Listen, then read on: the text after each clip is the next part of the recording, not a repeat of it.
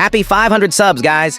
Because of this milestone, I'm doing a subscriber special. The 500 subscriber special. This video would be split into two parts. The first is me answering questions. The first is one I've seen asked a lot.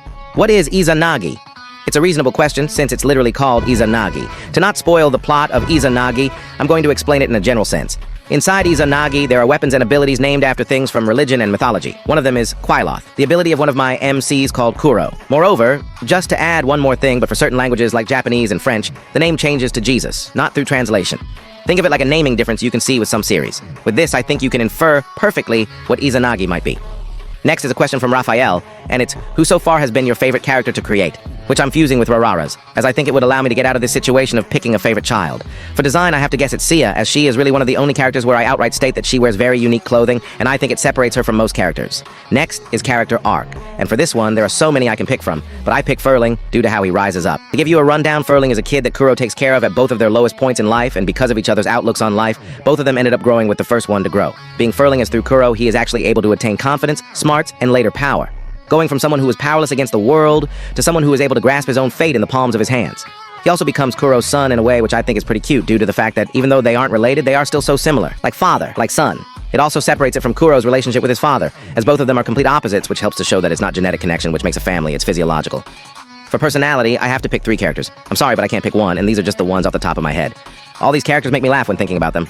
First is Charmy, someone who is extremely eccentric, joyful, arrogant, and chaotic, mostly because she is a child. Like Furling, she is someone Kuro ends up adopting in part of the story, but Furling comes first. This gives her a unique dynamic with Kuro, and her personality also fits her chaotic powers of being able to put stuff in an alternate realm to make copies of them, which she can turn explosive or just use them as is. With the coordination of a kid, it becomes a chaotic ability. Next is Nazar, and you can think of him like Arthur from Fire Force, but arguably worse due to how intense his delusions are and how they drive his decisions. It's to a point where no one really cares enough to correct him. At times, he goes on these tangents about his delusions, and he is so invested in the role he even treats certain people like royalty, for example, Kuro. However, he doesn't just treat people with respect. No, he sometimes goes and pretentiously insults people in a way you would expect a medieval knight to, but in more disrespectful and sometimes clueless ways. Finally is Kurgia. To give the least amount of spoilers I can, she has a Maho ability, which allows her to reverse the state of things in a set time period, which leads to her acting like a healer for her group. Her personality is often quirky, jolly, and curious. However, this is not what I'm here to talk about. I'm here to talk about her other persona. You see, she looks up to a certain person a lot, and this causes her to start mimicking them, at least her perception of them when they get serious. This leads to her alternate personality, which I dub Enraged Kurgia, which is both clearly a joke, but actually terrifying. Because in this rage form, she acts completely different. Is she mimicking her interpretation of someone else? Yes. Problem is, she is kinda off with the interpretation, which causes her to be moving like a supervillain, with her absolutely decimating people as if she is playing Doom Eternal. It also causes her to unlock more of her Maho ability, because before she could only reverse the physical condition, but now she can reverse things like positions, or select things, which makes her reversal power seem way more powerful. In addition to this, her main weapons are floating gears. While in this form, she switches them out with massive mechanical arms, which are actually always there, floating close by and invisible, representing how she can instantly flip her personality, and since she is always mimicking this person, it only gets worse the more she is around him. The final thing I want to add in this is the fact that canonically, when she enters this form, anyone who is either caught off guard or has her rage target her will start hearing.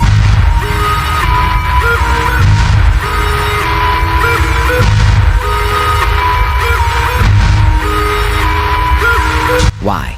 There is no fucking reason why. This is just to add on to the joke factor, with them being so caught off guard by someone aura farming with actual music playing from seemingly nowhere and only they can hear it. If you want to imagine what it would be like, just think of the Perfect Cell theme. Note, I would have put Katia here, but I used her in the last one, so sadly no. Next is the X Factor, and I'm saying is Astrosa, due to the fact she is one of the more unique characters. If you saw the shorts, you would already know her. Astrosa as AFD, which makes the flow of her aura poison her, and it leads her to have to fight with pure physical prowess. Ray Aura is something you can gain during a fight to buff someone or to fuel certain powers. Because of this, she is basically fighting a constant uphill battle. Moreover, she doesn't have access to certain things like using infusion on a sword to help make it do more damage or protect it at high speeds. This leads to more high-level fights being her fighting with just her fists too. She achieves feats of strength that no one else has before and becomes one of the only people to surpass the speed of Mach 3 without aura, which is hella impressive and makes her one of my favorite characters. Now for one more thing I'm doing myself due to the fact that I technically didn't answer Raphael's question. My favorite character to continually add more to is Kuro, due to who he is as a person. Kuro is one of the main characters, if not the main character of Izanagi, and because of that, he has a lot of character arcs and developments. I'm still reiterating some shit for arcs, but Kuro is supposed to be a character who symbolizes two things: pride and selflessness. Two character traits that are absolutely opposite to each other, but act as two sides of the same coin. Kuro is both of them. Kuro doesn't mind taking the weight of someone else's burden, however, he wants to also carry his own burdens himself. In that sense, he is a hypocrite, but it also goes deeper. In addition to this, Kuro also never gives up, against a world which was prejudiced against him as they assumed he couldn't achieve anything due to a predetermined value. Kuro is too stubborn to let this happen. This is his main drive and what leads him to say this. They say I'm not destined for anything. That fate decided to throw me to the wayside, that I haven't and will never attain anything. All based on a measurement, a simple metric. But what does that metric really mean? An easier time climbing the mountain of power? What is that really? What is there saying that I can't climb to? What is there saying I won't be able to attain power? They might have something I don't. They might have talent bestowed by fate. However, I bear my destiny with an iron grip. I bear it with restlessness. I hold it with desire and conquest. I won't stop, will never falter. They might have talent, however, no one can take what I grasped for years. No one can outclass it. Number one can surpass it. I'll beat them with some time I attained on my own, myself alone, raw skill. A monologue he ends up saying in the first chapter. Well, one I'm preparing to add to the first chapter. I think this perfectly characterizes him. Kuro wants to achieve what the world thinks he cannot. Kuro wants to help others to unburden them, while not wanting his burdens to fall onto others. He doesn't want to feel weak or guilty. His pride wouldn't allow it. He wants to attain something for himself, to prove himself and prove the world wrong. Next is how I research my characters from Viper. Well, it's pretty messy to say the least because I technically have different ways of doing it. I'll talk about the way which actually requires research to begin, and to showcase it, I'll link back to a group in it called the 5 Senses. As you guessed, they are based on the 5 Senses. For one of the characters, I researched things about sight, like what animals link back to it, if there is anything in mythology I could use for their character, etc. I would also look at any existing characters I could use as reference for it, but in this case, I didn't. For character design, I either think of it myself or I scan Pinterest for certain details that I might want on the character, then I describe it in their character description.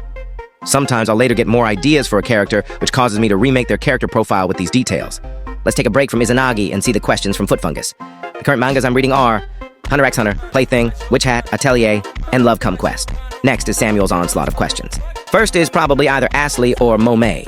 I don't want to spoil Ashley as she is really important for someone's character arc, but for Momae, since she appears in Arc 3, I think it's okay to talk about her. Momae originally was supposed to be a mysterious character with a lot of implied trauma, which causes her to act in really bizarre ways and be easily manipulated. After deciding to make her Kuro's sister, I changed some things about her character, as I realized I made my story too dark due to the type of content I was consuming at the time. No offense to call me Chris of Matty Bites, but their content is negative, and I tend to get new ideas for stuff from any and all content I consume, which didn't help when I was creating Izanagi. It led to several characters changing, including Momae. Momae was sold to be a part of something called Project Thrall. It's a program to make extremely powerful soldiers without actual training or resources being used by using the simple idea of forced growth. In fights, people can be forced to grow due to circumstances instinctually forcing them to adapt in ways and rates they haven't before. They use this concept to basically abuse fighting into people by it being either life or death. After this, they are made to be child mercenaries. Luckily for Momae, she ended up being rescued, but she was traumatized by the event, leading her to lack emotions and basically act like a robotic shell. No one around her really tried to actually understand why she acted this way or helped her. They saw giving her access to things as enough, not understanding that when it's literally beaten into you that survival means both fighting and obeying commands, you lose your own agency. It's not just that they didn't understand, they didn't know or realize this. Momae was hollow until meeting Kuro, a surprisingly emotionally intelligent kid who for the first time causes her to question her agency, and through him, she eventually gains her own and becomes more like a person. Now her and Kuro aren't related, but both of them feel a familial love to each other, so call themselves brother and sister.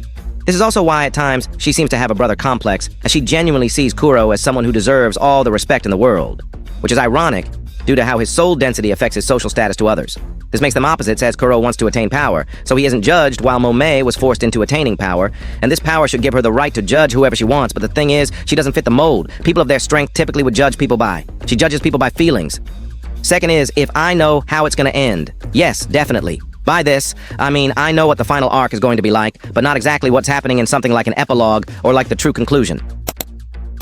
Third is about volumes. The most simple thing I could say is that they would look like the Kagurabachi volumes, but with a CSM's twist and the backgrounds having certain details like this template, with the backgrounds often being odd-colored skies, focusing on either a battle, scene, or a certain character. When there isn't a normal background, there are patterns used to reflect the character. For example, as Momae uses a lot of knives, has owl themes, and her spirit beast is called Black Star, there would be a spiraling pattern of knives, eyes, and stars. The fourth and fifth are already answered. Next is this question. Does Izanagi have a message? Well, it depends on what you can see as a message. A message fitted in an arc or a general message. If we are looking at the former, an example of this is Kuro's Icarus-like journey in one of the arcs, where we see him rising in power only to fall because he attempted to achieve more power than he could handle, scorching off his wings of glory and turning them into flames of downfall. If we are talking about a general message, I have to say it's about dreams. What exactly? Well, dreams are something that keep us going, a motivation to keep us alive.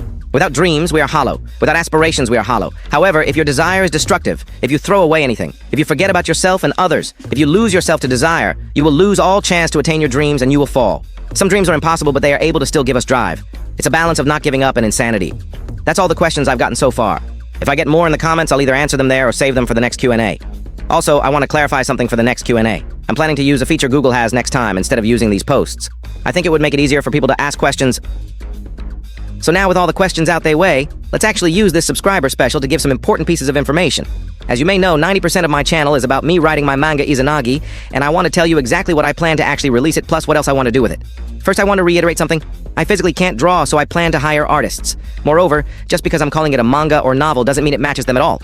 I know most of you haven't seen this video, so I'll explain it here. It's basically explaining that Izanagi is a mix match of a manhwa, manga, and written novel, with some pages being just panels, some pages being full drawings, some pages being panel and writing, and other pages are fully writing. I'm going to say it out clearly that it's mostly drawn, so in a way it can still be considered a manga, with just more full pages than a normal one. The reason I'm doing this way is because of 3 reasons. First is because of costs. If I do it this way, I can reduce costs by a lot. Second is because of length. I want to include a lot of detail and information, but it would genuinely make it too long to actually release in volumes if I did this another way. Third is because of the narrator. A unique thing I want to do with Izanagi is have a funny narrator. Think like those videos where someone is basically talking over anime or manga and basically narrating with jokes. The narrator wouldn't be like this all the time, but I do think it would be funny if the narrator breaks character sometimes to show things like confusion or insult characters. I also think it would be way more funny if the narrator isn't seen as you don't know what they look like or where the voice is coming from. Also, quick comment. Izanagi would be read right to left like all manga, so the original plan before release was to get 10,000 subs and have some of the funding come from there. However, that plan has changed, mostly due to how YouTube's partner program has changed. The YPP doubled its requirements, which actually affects me a lot as most of my videos aren't 8 minutes long and I normally upload shorts. Since I wasn't smart enough to do the math myself, I asked ChatGTP. Since most of my shorts are close to 43 seconds, I asked them how much views would I need to get these watch time hours. I would need over 800 million views to achieve this. What the actual fuck? I don't even upload shorts every day, and this thing is with it guessing that I do. The only way that would be possible for me is either I get to 100,000 subs and slash or upload multiple shorts per day. Motherfucker, this is fucking shit. This is also the 10 million requirement for maintaining the partner program. I need fucking double that to get into the actual one. So is it just long form for me? Well, from 4,000 to 8,000. I'm currently getting 127 watch time hours, mostly because my videos don't tend to be that long with some certain outliers being clear. I'm planning to make much longer videos in response to hopefully increase my watch time hours so I can actually make money from this hellhole. Now with all of that, it's basically the same plan, but the main difference being that I have to attain much more subs. How much? Well, I'm guessing definitely more than my goat with Mosca. Not trying to diss because I really do love his content, but what I truly mean is that I'm not paying for myself. Like I said, I'm hiring artists, and I also plan to hire writers to help me with things like dialogue. I need to be able to pay them. If I'm not able to, I guess Izanagi would seem way more sloppy than it actually is. My goals before releasing Izanagi online are first, attain over 80,000 subs. Second is gaining a team including 3 artists, 1 colorist, and 1 writing assistant. Third is to make a Kickstarter. With all of that, I plan to release Izanagi, releasing the first volume physically and online, all at once before going on a weekly format. I want to elaborate on some things before continuing. Yes, Izanagi is going to be a colored manga, mainly because of 2 things. First is because I really fell in love with reading Steel Ball Run in its colored version. I think it added much more to be enjoyed and added something else to draw people in. Second is because of storytelling. Without getting into too much detail, I want to use visual storytelling, not just stuffing information in your head for you to lose it. This is why, for certain scenes, colors are important. For example, Kuro being framed as Shiro's light in a full-page drawing where we see Kuro with the sun behind him, or when we see in some fights the colors become simplistic except for a bright red sky and colors in their eyes showing a separation from the world around them. Next is about the Kickstarter. My plans for it are really ambitious, so because of that, I want to save a few pieces of information so people don't lose hope. I'm just going to talk about other ways of funding. I plan for the Kickstarter to give over 50% of the funding, but I do have backups in the form of advertisements and investors. How this works is that I reach out to companies, and like in your typical manga volume, I would have ads at the end. This time from companies actually paying for it. I'm hoping to use this to get a decent amount of funds. Next is investors, and in summary, I get people to invest for a portion of what the volume sells for. Now for the actual team and volume, I'm planning on freelancing some of the work to make it go faster. The reason why I have the team the way it is for speed, because I'm talking about a weekly colored manga. It's going to be intense. Moreover, I'll fully explain the roles of the writers since that's kind of my thing. Take a look at this chart on screen. This is a custom-made thing I created, and on it you can see a key. I'm planning to have certain chapters lack a lot of my influence but have my direction to them actually work on it.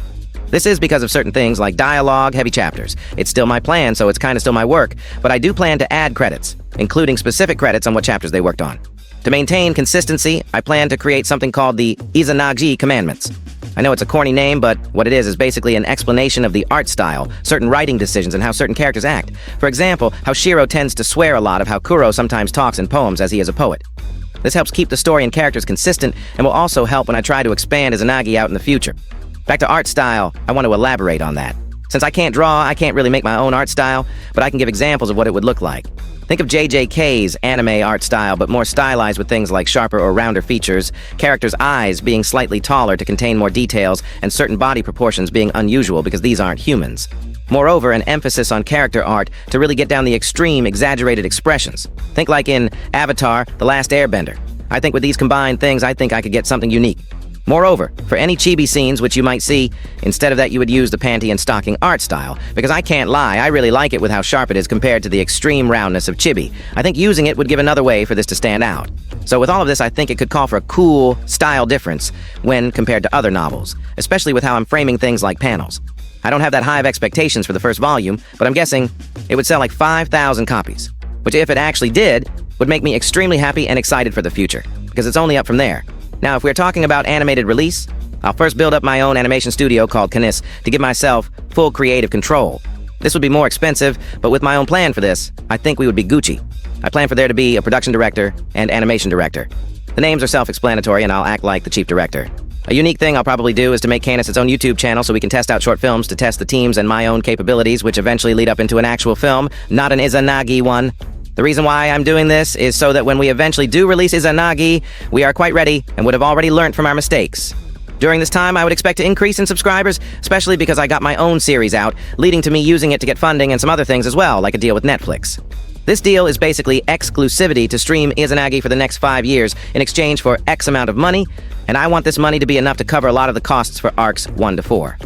The ultimate goal, though, is to make our own site, where we give people the choice to watch it for free in exchange for ads, and also act as a site that would help indie manga be animated. That's the ultimate goal with QNA and what I plan to do. I don't just want to animate Izanagi, but help out other people to get their work out there. This probably means Izanagi won't have as much hype as I could, but still, it's a lot of people interested from just the indie factor. I'll also make an official Izanagi channel to separate it from the QNA channel, as Izanagi is its own IP. QNA is just the parent channel. I already know what I plan to do with the Izanagi channel, however, I'm not revealing it in this subscriber special. To find that out, we need to reach a new subscriber milestone. 10,000. That's my goal. Moreover, if we sometime get 1,000 subs this year, I'll do a video where I train like one of my characters, which will be really hard because of the fact that the Remen are 3 times as physically capable than humans. This would be extreme suffering, and it could be one of my first IRL videos.